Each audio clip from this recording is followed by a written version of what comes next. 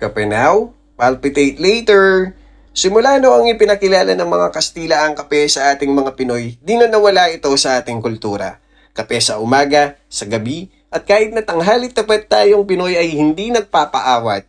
Kung masarap na kape ang iyong hanap, try ninyo itong Jungle Base Coffee located at Barangay Talabastagan, San Fernando, Pampanga.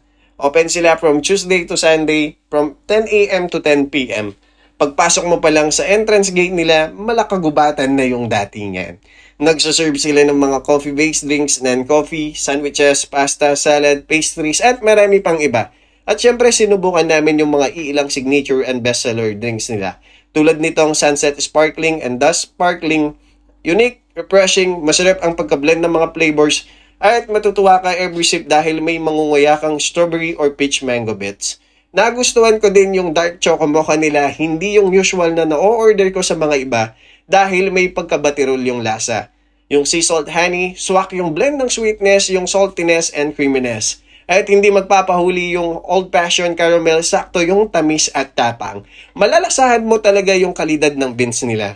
Nga pala, meron silang jungle-based fitness and jungle-based brew. At kagandahan may basor sa kanilang kagubatan, baka sakaling may magustuhan ka. Kaya itag mo na yung kakilala mong kapeng-kape na, baka sakaling ilibre ka. O ano na, let's go!